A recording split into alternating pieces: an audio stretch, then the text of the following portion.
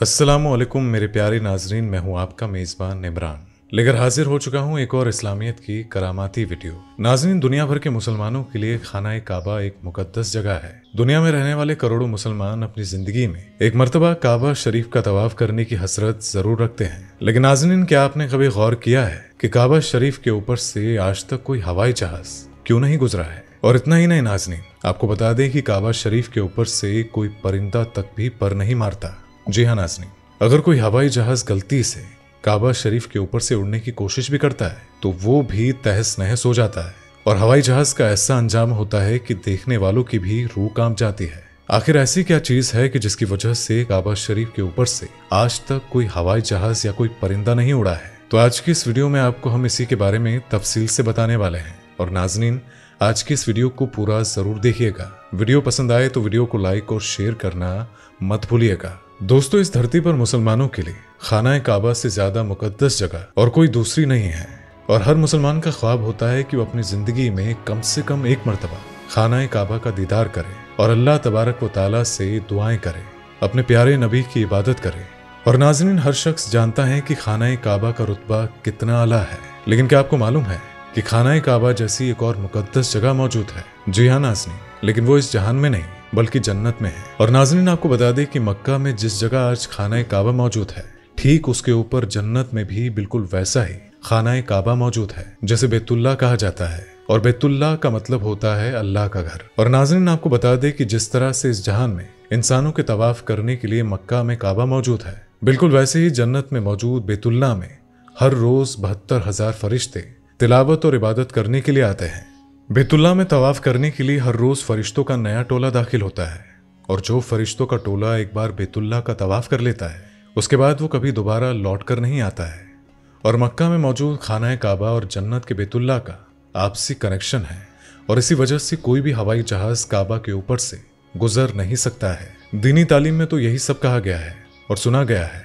लेकिन आपको बता दें कि काबा शरीफ के ऊपर से जहाज न उड़ने के और भी कुछ कारण हैं, जिनके बारे में आज की इस वीडियो में हम आपको बताने वाले हैं।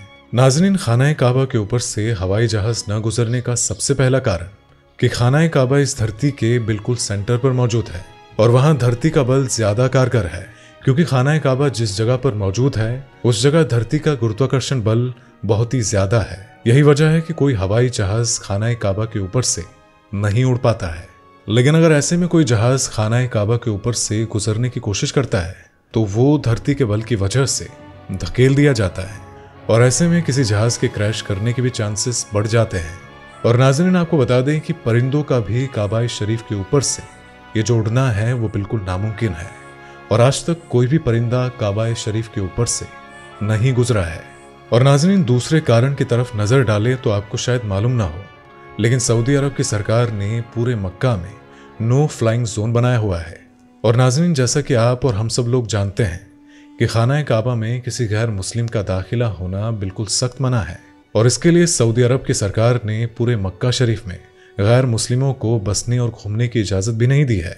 इसी वजह से पूरे मक्का में सऊदी अरब ने नो फ्लाइंग जोन बनाया हुआ है। और न सिर्फ काबा में बल्कि पूरे मक्का में आपको हवाई जहाज नजर नहीं आएंगे।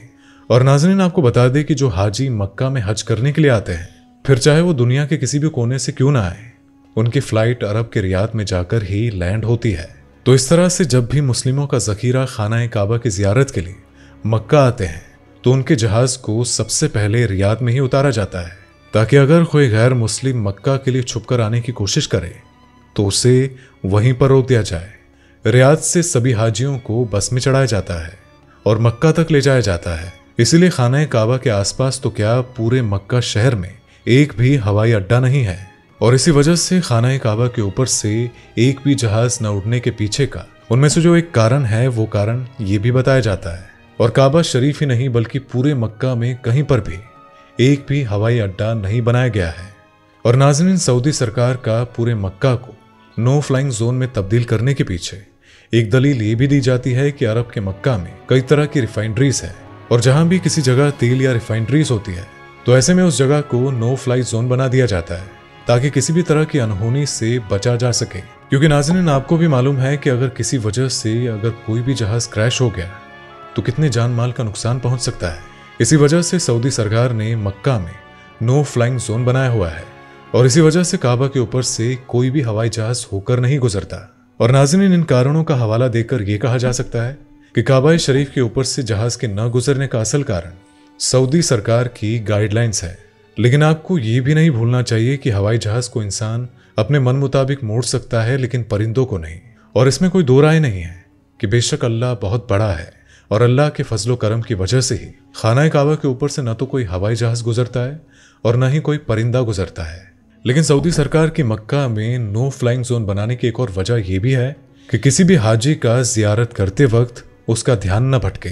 और नाज़रीन, अगर काबा शरीफ के ऊपर से कोई हवाई जहाज गुजरेगा तो ऐसे में काबा शरीफ में तवाफ करने वाले हाजियों का ध्यान भटकेगा और हवाई जहाज की वजह से हाजियों का ध्यान मशगूल हो जाएगा और जिस वजह से जियारत में असर पड़ेगा। तो हाजियों की इबादत और काबा शरीफ की जियारत में किसी तरह की कोताही ना हो, इसीलिए सऊदी अरब की हुकूमत ने पूरे मक्का में नो फ्लाइंग जोन बनाए हुए हैं।